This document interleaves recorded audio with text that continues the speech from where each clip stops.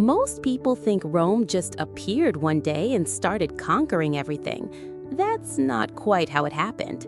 The story of Rome is actually the story of how a small settlement on 7 hills became the most powerful civilization in the ancient world, and then why all that power eventually crumbled. But here's the thing, Rome wasn't even built in Rome at first. Before Rome existed as a city, there was another power in Italy called Alba Longa.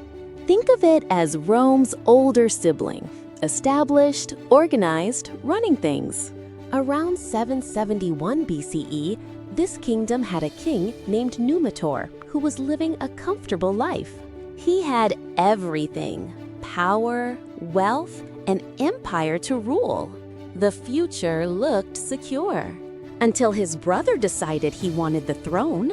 Numitor's younger brother, Amulius, orchestrated what you might call a hostile takeover. He didn't just push his brother aside, he went full tyranny mode. Amulius ordered the deaths of Numitor's male descendants. Every potential heir? Gone. The only person who escaped was Numitor's daughter, Silvia. Amulius couldn't just execute her because killing the king's child would look too obvious. So he did something worse. He forced her to become a priestess, a sacred virgin whose life would be devoted to religious service. No marriage, no children, no chance to produce heirs who might threaten his rule. It was a brilliant political move. Or at least it would have been. Then something impossible happened. Silvia became pregnant. Now, if this were just a scandal at a royal court, it would be dramatic enough. But the legend says she was impregnated by Mars, the god of war himself. Whether you believe that or not depends on your tolerance for mythology. The practical reality is that Silvia had 2 sons, Romulus and Remus. Amulius had a problem. The legitimacy he'd worked so hard to secure was suddenly jeopardized by 2 infants. He ordered them killed, the standard practice for removing inconvenient heirs. The twins were placed in a basket and thrown into the Tiber River. The plan was simple. They would drown, and the problem would be solved. Except the basket didn't sink. It got caught on a riverbank. According to the legend, a female wolf found the crying babies and not only kept them alive, but nurtured them. Whether this really happened or whether they were actually found by a shepherd named Faustulus, with the wolf becoming more of a symbolic addition later, doesn't really matter for our purposes. What matters is that Romulus and Remus survived. They grew up in the wilderness, raised by shepherds, becoming strong and capable. As young men, they eventually encountered some of Amulius's soldiers. A fight broke out. During the confrontation, they learned the truth. They weren't just random forest boys. They were princes. This is where it gets good. With the local population on their side, Romulus and Remus marched on Alba Longa. They overthrew their uncle, restored their grandfather Numitor to power. Apparently, he'd survived Amulius's initial purge because plot armor was clearly invented thousands of years ago, and secured their rightful place. But here's the thing about power. Once you taste it, going back is hard. Romulus and Remus had experience commanding people, leading troops, making decisions that affected thousands. Restoring their grandfather to the throne meant giving that up. It meant going back to being subordinates. So they made a decision. Why rule someone else's city when they could build their own? The brothers traveled a few kilometers west to a set of 7 hills near the Tiber River. The location was perfect. The hills provided natural defense. The river provided access to trade routes. The land was fertile enough to support a population. This was going to be Rome. Except they couldn't agree on anything. Romulus wanted the city built on one hill. Remus wanted another. They argued. They debated. They each tried to convince the other that their choice was superior. Finally, they decided to let the gods decide in typical ancient fashion. They agreed to a contest. Whoever saw more birds flying overhead would have divine approval for their choice. This is where it gets absurd. Remus claimed he saw 6 birds. Romulus claimed he saw 12. Remus accused his brother of lying. Romulus said the gods obviously favored him. The argument escalated. Romulus started building a wall to demarcate his city's boundaries. Remus, apparently deciding that his brother needed to be taught a lesson, jumped over the wall and started mocking him. Oh wow, this incredible fortress! How will anyone ever penetrate such a formidable defense? And then, standing inside the wall itself, he continued, terrifying. Really, brother, you've outdone yourself. Romulus did not find this funny. In a moment of rage, he killed his brother. Some versions say he beat him to death. Some say he stabbed him. The details vary, but the result doesn't. Remus was dead, and Romulus had his city all to himself. It wasn't a glorious beginning, but it was honest. Rome's very first act, the act that literally founded the city, was fratricide, a man killing his own brother over a political disagreement. If you want to understand Rome's culture for the next 1,000 years, keep that in mind. They valued results over methods, power over principle, and victory at any cost.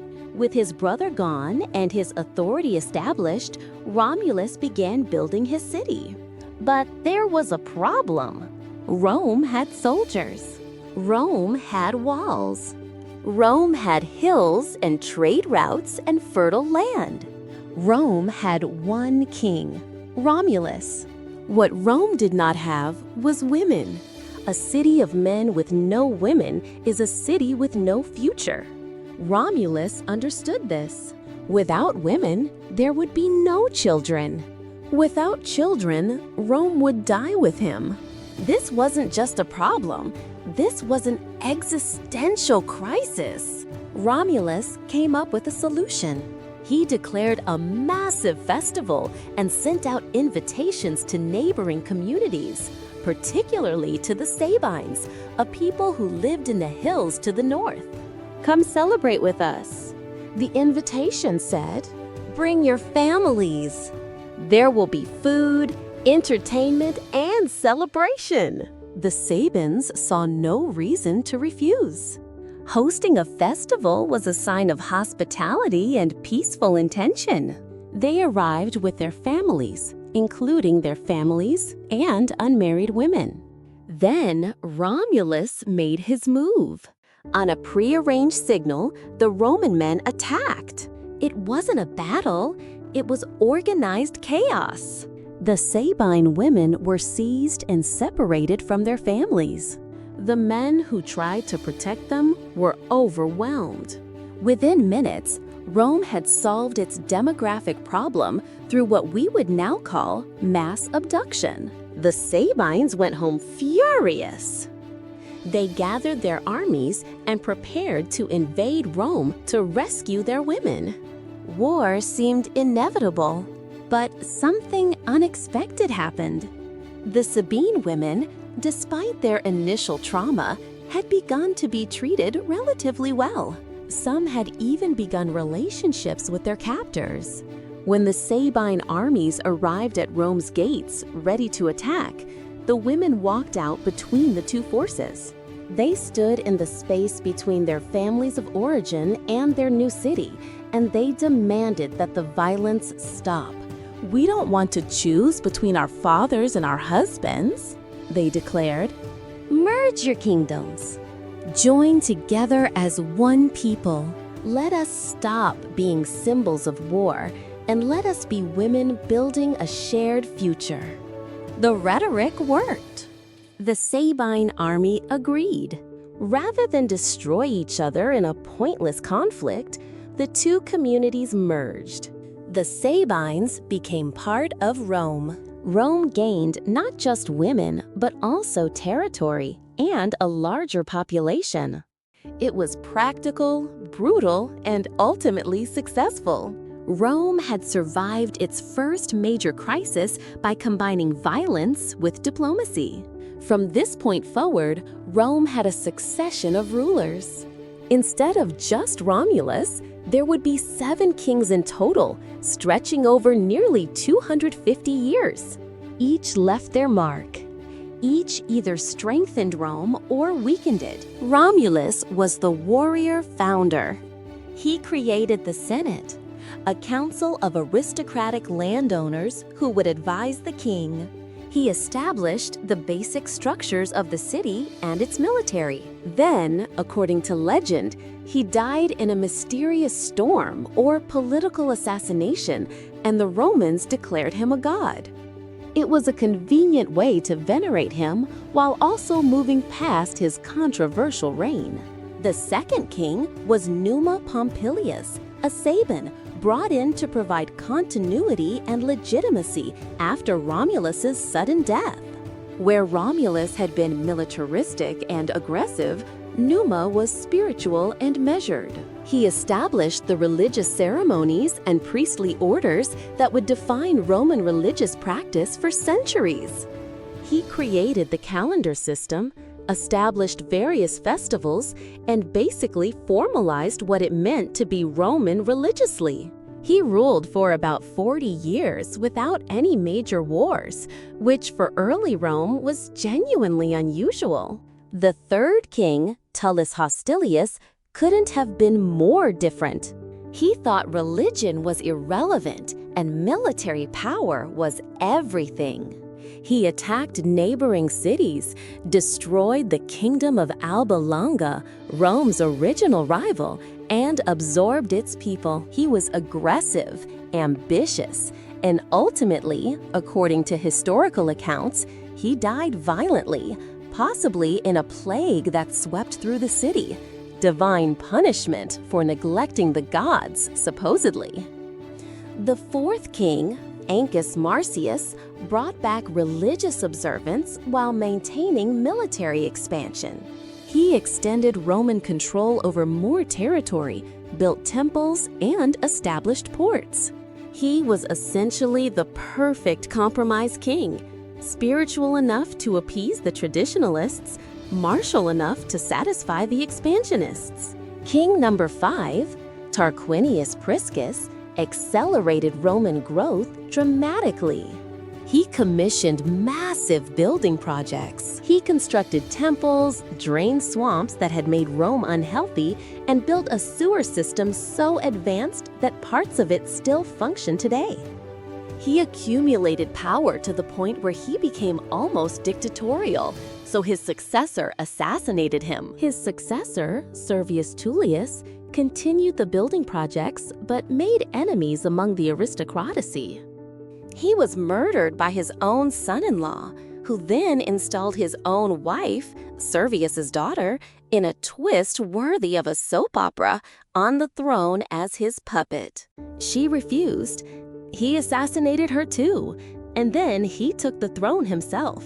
This last king, Tarquinius Superbus, literally Tarquinius the Arrogant, was everything a king shouldn't be.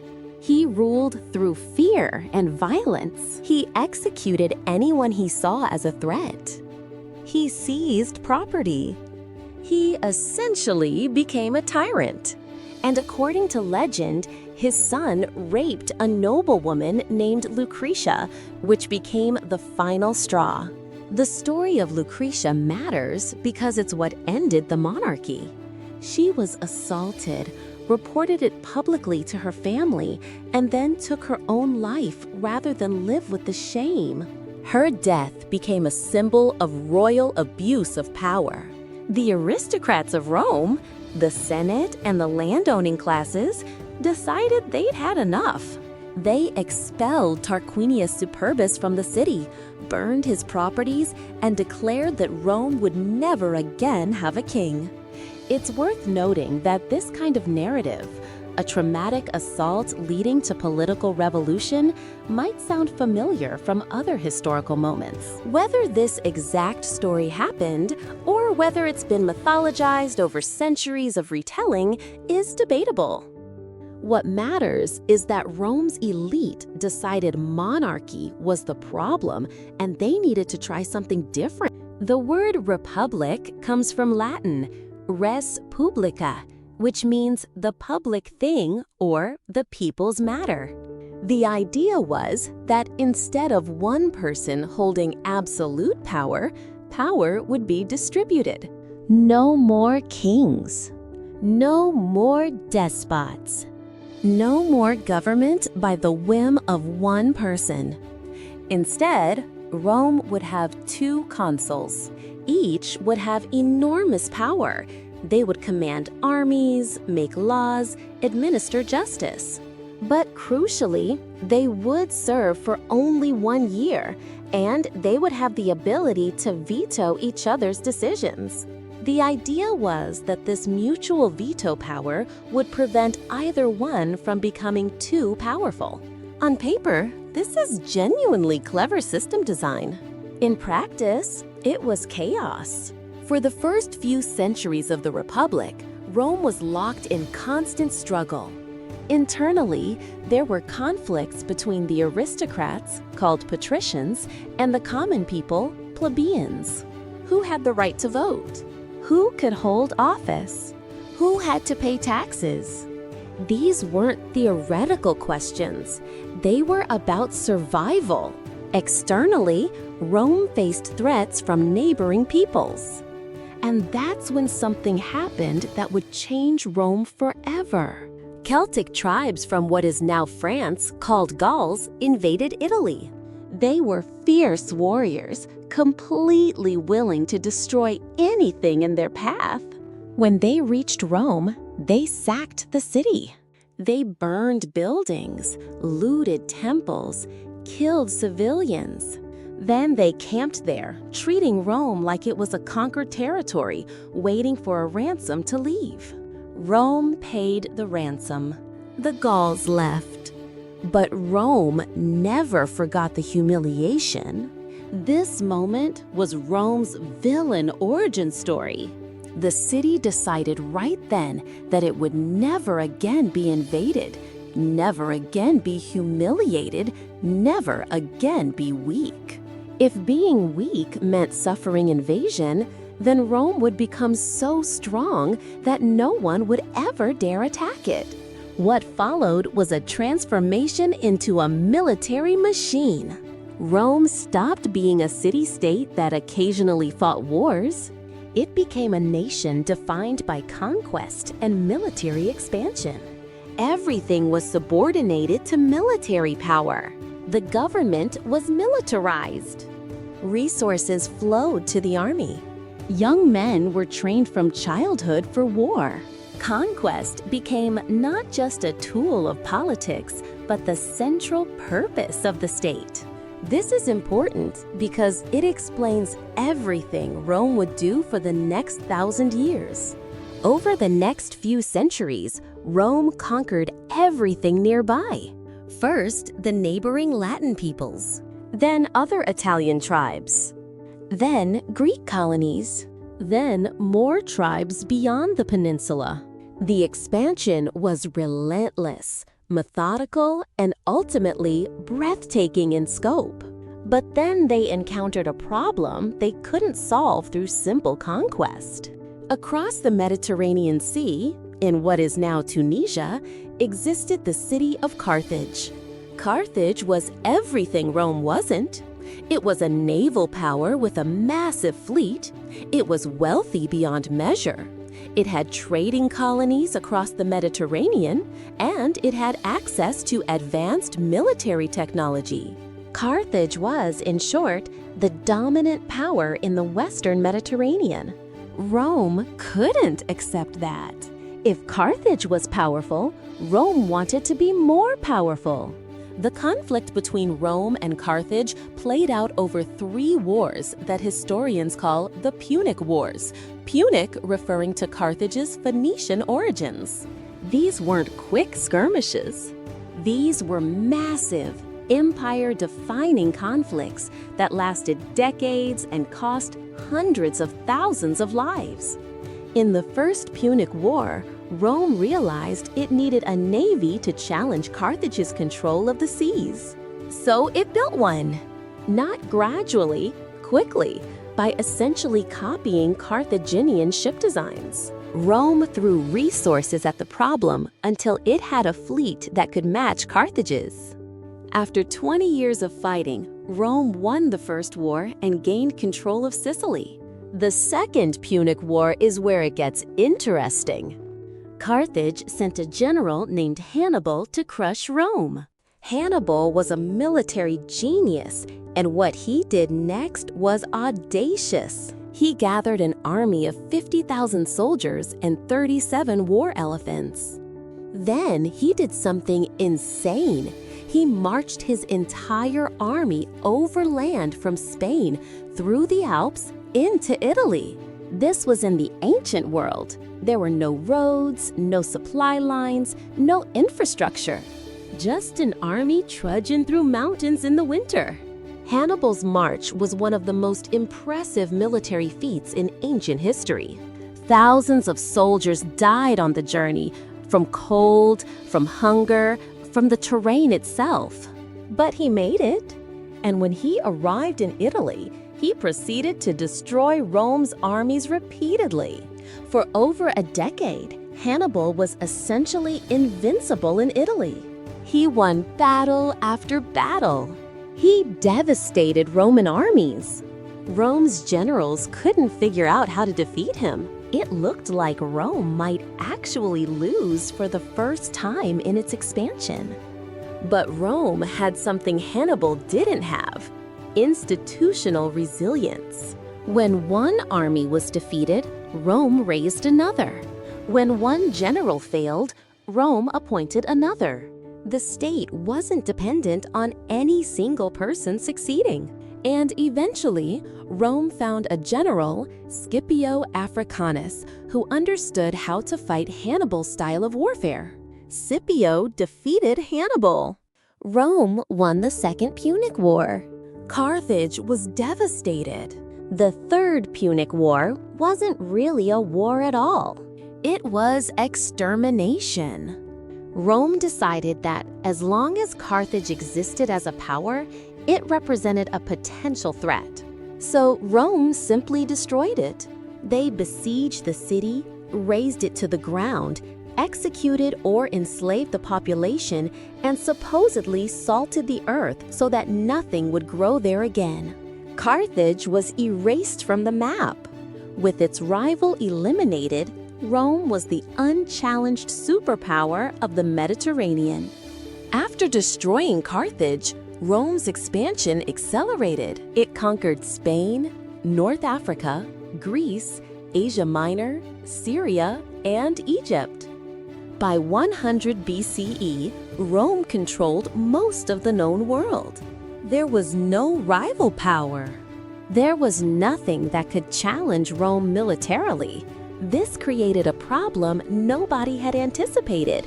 What does a military machine do when there's nothing left to conquer? The answer, for the next century, was internal conflict. Without an external enemy to focus on, the ambitions of individual generals turned inward.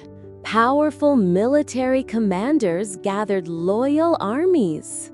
They fought each other for control of Rome. It was chaos. Civil wars erupted. Thousands of soldiers died fighting other Romans rather than foreign enemies. This period is called the Late Republic, and it's characterized by essentially a series of military strongmen wrestling for power. The situation came to a head with a general named Julius Caesar. Caesar was brilliant militarily, charming socially, and ruthlessly ambitious. He was appointed to lead Rome's forces in Gaul, modern France, a region that wasn't fully under Roman control and where numerous Celtic tribes still had independence. Rome's Senate gave him this assignment partly as a way to keep him occupied and partly hoping he'd expand Rome's territory. Caesar didn't just expand Rome's territory, he conquered all of Gaul.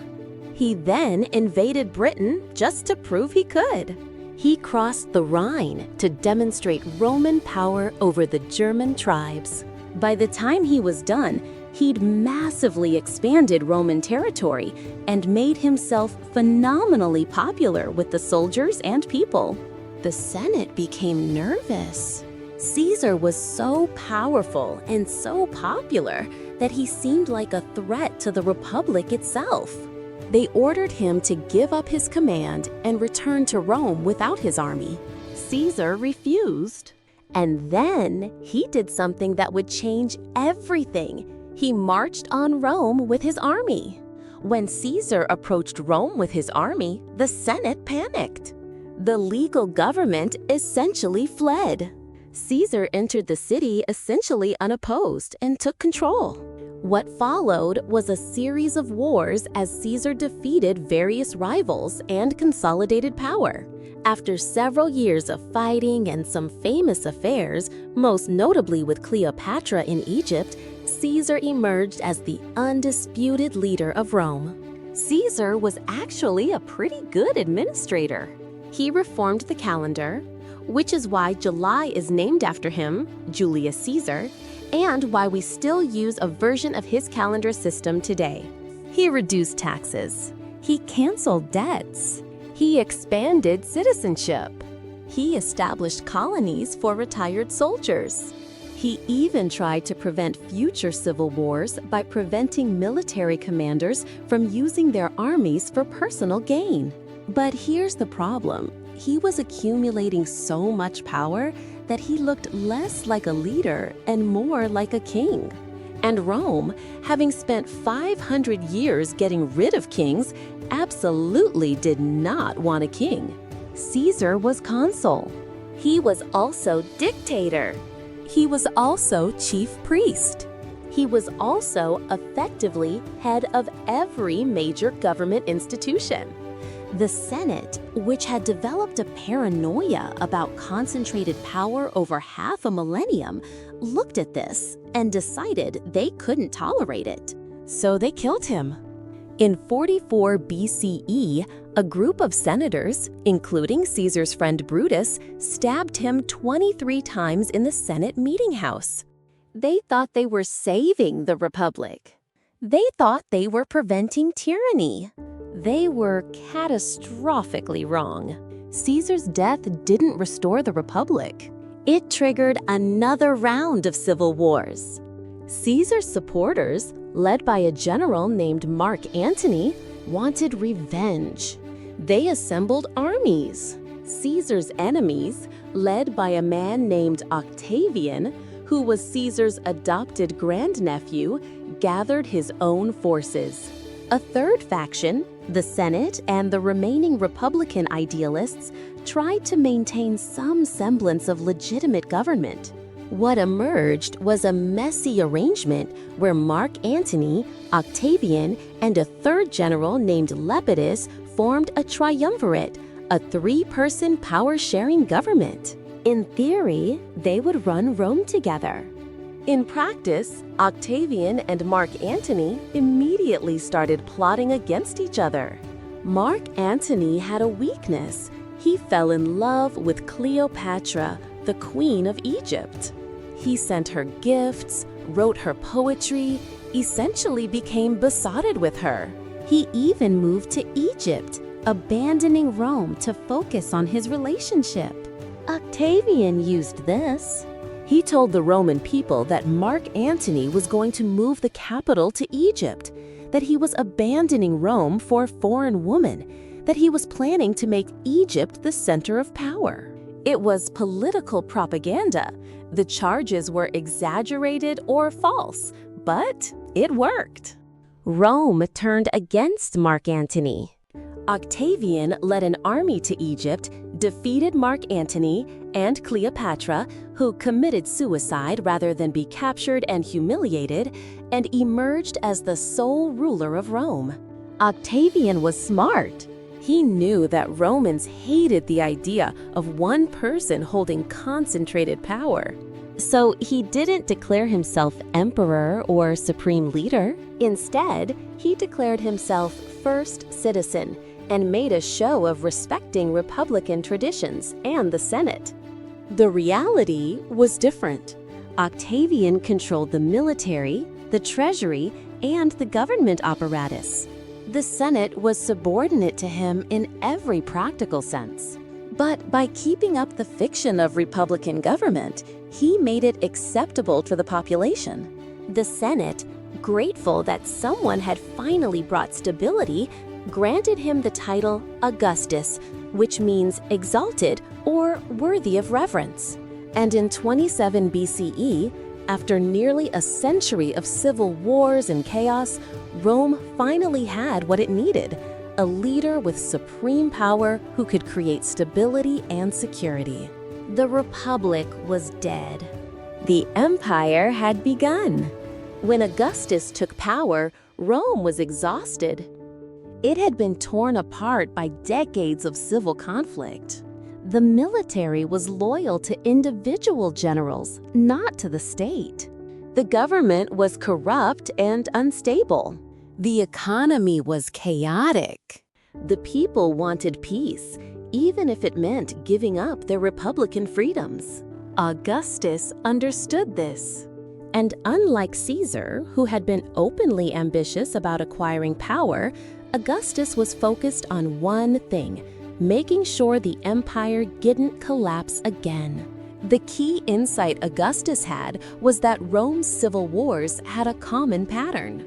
Generals would raise armies, the armies would become loyal to the general rather than to Rome, and then the generals would fight each other for power. As long as military power was personal rather than institutional, Rome would suffer from this cycle. Augustus's solution was radical. He depersonalized the military. He created a professional standing army. Previously, armies were raised for specific wars and then disbanded. Now Rome maintained a permanent force of about 150,000 soldiers across 25 to 30 legions stationed across the empire's frontiers. Soldiers enlisted for about 20 years. They received regular pay from the state treasury, not from a general who might pay them out of personal wealth. When they retired, they received land grants or pensions provided by the government, not by a general who might or might not reward them. This sounds simple, but it was revolutionary. When soldiers are paid by the state and loyal to the state, they don't rebel. When they're paid by a general and loyal to the general, they do. Augustus eliminated the personal loyalty component by making the state the source of everything a soldier needed. He also limited how much military power any single person could control. Provinces with large armies were separated from provinces with large wealth. Governors were rotated before they could accumulate too much local power. Military commands were time-limited. The goal was to make it impossible for any single person to become powerful enough to challenge the central authority. On top of this, Augustus changed Rome's entire strategy for expansion. Under the Republic, Rome had been constantly expanding, conquering new territories. Augustus said, "We're done expanding. Our borders are set. Now we're going to defend them." This was a shift from conquest to consolidation. Rome would no longer be primarily about getting bigger. It would be about maintaining what it had and making it secure. The empire's frontiers were formalized. In the West, The Rhine River became the boundary with Germanic tribes. In the east, the Danube River marked the edge of Roman territory. These weren't just lines on a map. They were heavily fortified, with forts every few kilometers, connected by roads so troops could move quickly to respond to threats. In the eastern Mediterranean, Augustus avoided direct conquest of the Persian Empire, instead using diplomacy and military pressure. He recovered Roman military standards that had been lost in previous conflicts and presented this as a diplomatic victory. The eastern frontier was more about balance of power than direct control. Augustus also standardized Roman culture across the empire. He funded massive building projects, temples, amphitheaters, public baths, aqueducts. He established a postal system. He created a unified legal code. He enforced a common language, Latin in the West, Greek in the East, and common religious practices. What Augustus was doing was creating the infrastructure for a state that could survive without him. He wasn't trying to build a personal kingdom. He was trying to build an institutional empire that would persist after his death. The system Augustus built held together remarkably well for decades. But it faced a serious test in 9 AD when 3 Roman legions marched into the forests of Germany under a commander named Varus. The purpose was supposedly administrative, to collect taxes and maintain order in a recently conquered region. But it turned into a catastrophe.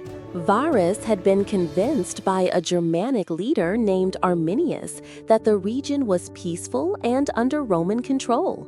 Arminius had grown up around Romans, served in the Roman military, learned their language and tactics. He seemed trustworthy, a local leader who had integrated into the Roman system.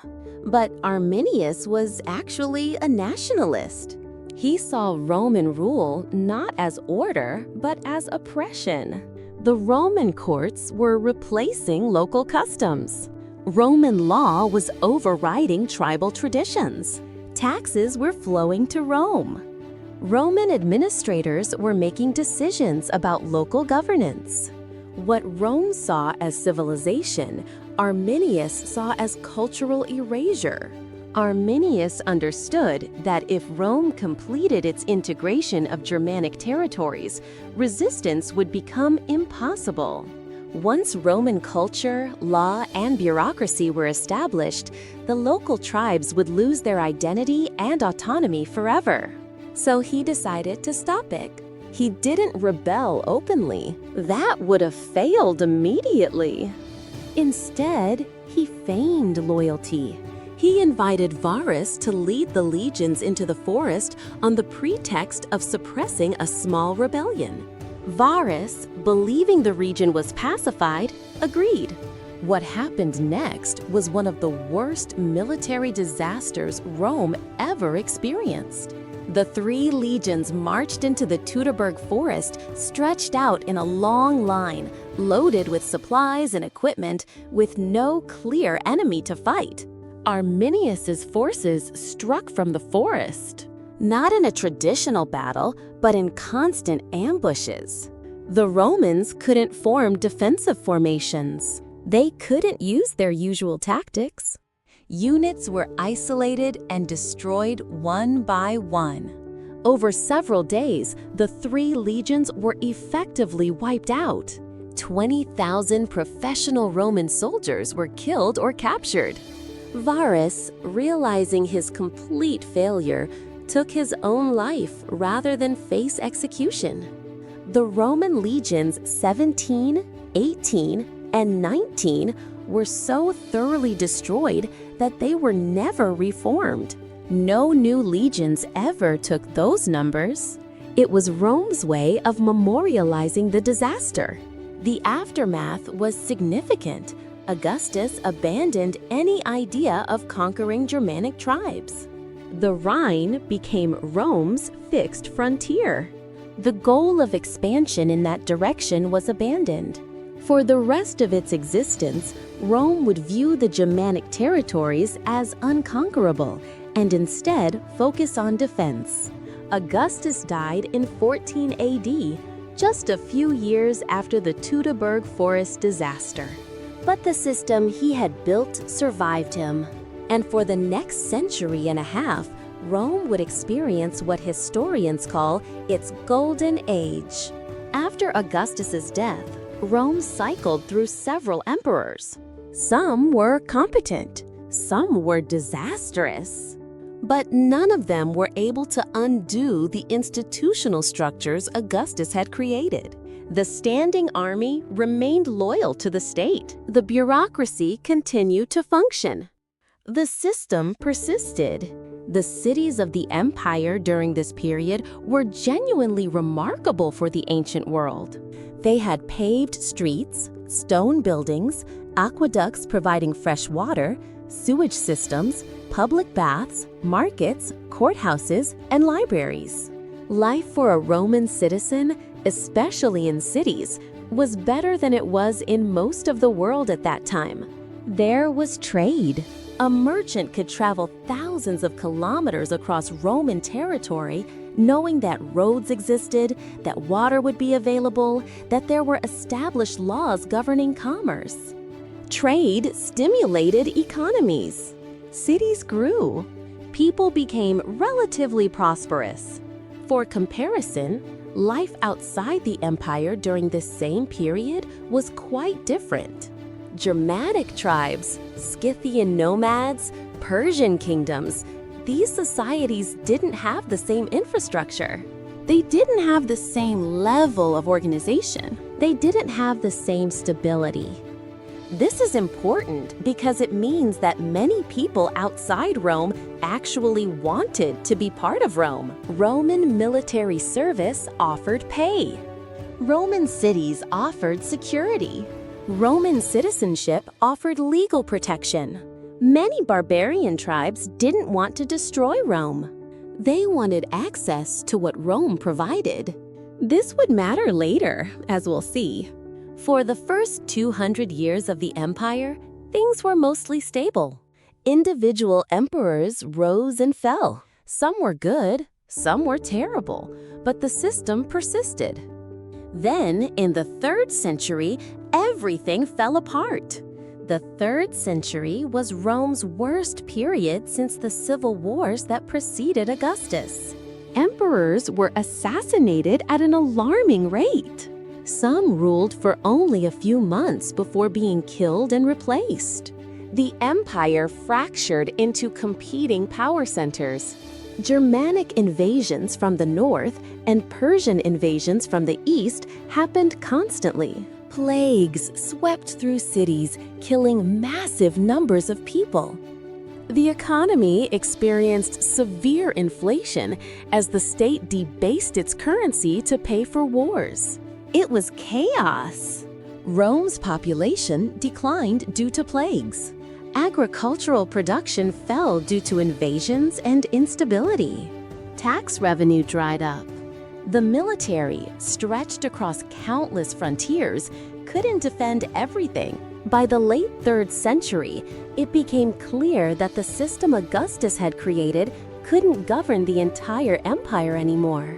It was too large, too diverse, too unstable. An emperor named Diocletian made a radical decision. He would split the empire into 2 halves. Diocletian created what was called the Tetrarchy, rule of 4. There would be 4 emperors, not 1. 2 senior emperors and 2 junior emperors, each ruling a section of the empire. The idea was that this would distribute power and make the empire easier to govern. This was actually genius as a problem-solving approach, but in practice, it failed. When Diocletian retired, his system collapsed. The 4 rulers immediately started competing with each other for supremacy. It became a battle royale for control of the empire. Eventually, one man won: Constantine. Constantine was pragmatic. He understood that holding the empire together was difficult, so instead of trying to rule from Rome, he decided to build a new capital city. He chose a strategic location on the boundary between Europe and Asia at the Bosporus Strait. In 330 AD, he founded Constantinople. Constantinople was brilliant as a capital city. It was defensible, built on a peninsula with good natural fortifications. It was wealthy, positioned at the intersection of trade routes between Europe and Asia, and it was built as an explicitly Christian city. Constantine, realizing that Christianity was going to be the dominant religion, built Constantinople as a Christian capital. This was significant because Rome's official religion had always been polytheistic paganism. Christianity had been persecuted. Now suddenly, the emperor was declaring Christianity the religion of the state. Constantine's move had unintended consequences. Constantinople became the seat of power in the east. The eastern half of the empire, the wealthier and more developed half, centered around this new capital and increasingly oriented itself eastward. Rome, the ancient capital, became less important. The western half of the empire, while still wealthy, gradually became secondary. Over the next 50 years, the Eastern and Western empires diverged more and more. They had different languages, Greek in the east, Latin in the west, different economies, different cultural orientations, and increasingly different problems. Then, in 395 AD, an emperor died and split his empire between his two sons. This was supposed to be temporary. Many emperors had done this before. But this time, it became permanent. By 400 AD, the Western Roman Empire was in deep trouble. The Germanic tribes that had been pressing against Rome's borders for centuries were becoming increasingly organized and desperate. The Hunnic invasions from Central Asia were pushing people westward. The economy was collapsing. The military was overstretched. The Western Empire's government tried to address these problems by making deals with the German tribes. You can settle here. In exchange, you serve in our military and maintain order in your territory. This worked for a while. Germanic tribes agreed and settled within Roman territory, often becoming Romanized over time. But population pressure increased. More tribes wanted to settle. The deals became less favorable to Rome. In 410 AD, the Visigoths sacked Rome. Not because Rome was militarily important, it wasn't. It was more symbolic at that point. But the sacking of the Eternal City shocked the Roman world. The city that hadn't been successfully invaded in 800 years had fallen. In 455 AD, the Vandals sacked Rome again. This time, the damage was worse. And by 476 AD, Rome's Western government had essentially collapsed. A Germanic chieftain named Odoacer deposed the last Western emperor, a young man who literally had the name Romulus Augustulus, combining the name of Rome's founder with the name of Rome's first emperor. It was almost darkly comic. Nobody announced that the Roman Empire had ended. There was no formal declaration. It just stopped. The government apparatus that had ruled the Mediterranean world for 500 years simply ceased to function. The eastern half of the empire, which we call the Byzantine Empire, though they called themselves Roman, survived. It would continue for another 1,000 years. It would fight Persians, Arabs, Crusaders, and eventually Ottomans. It would gradually lose territory. But it would persist until 1453, when Constantinople finally fell to the Ottoman Empire. But the western half? That was gone. Here's what a lot of popular histories get wrong about Rome's fall. It wasn't a sudden collapse. It wasn't barbaric invaders destroying Roman civilization. It was a gradual transformation. What really happened is that the Western Empire had become economically and militarily unsustainable. The frontier was too long to defend. The barbarian pressure was too great. The economic system that paid for the military was collapsing. The government's solution was to let Germanic tribes settle within the empire and provide military defense. These tribes integrated into the Roman system. They adopted Roman law, Roman religion, Roman culture. But they also maintained their own tribal structures and identities. Over decades and centuries, the line between Roman and Germanic blurred and eventually disappeared. What emerged wasn't the destruction of Rome, it was the transformation of Rome into the Germanic kingdoms of medieval Europe. The people living in, say, Italy or Gaul in 500 AD weren't experiencing the fall of Rome. They were experiencing continuity. The same laws applied, modified, but still there. The same religious structure existed. Christianity had become dominant. The same language evolved. Latin became Old French, Old Italian, etc.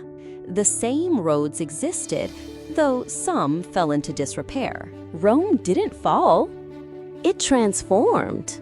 But from the perspective of the Roman elite in 400 AD, it definitely looked like falling. The government they had depended on was gone. The structures that had seemed permanent were collapsing. The centralized bureaucracy was fragmenting into regional kingdoms.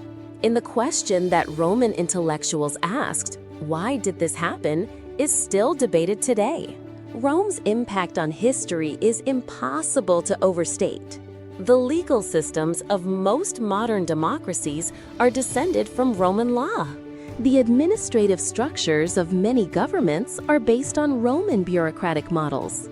The infrastructure systems we use, roads, aqueducts, mail systems, were pioneered by Rome. Christianity, which would become the dominant religion of Western civilization, rose to prominence under Roman rule. The languages of Europe evolved from Latin.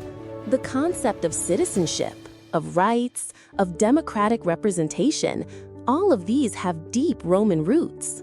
But Rome also left a darker legacy, the idea that military power justifies political control, that expansion through conquest is natural and good, that might makes right. Rome's militarism, its imperialism, its willingness to enslave people and absorb them into its system, these things also shaped Western civilization. Rome is a paradox.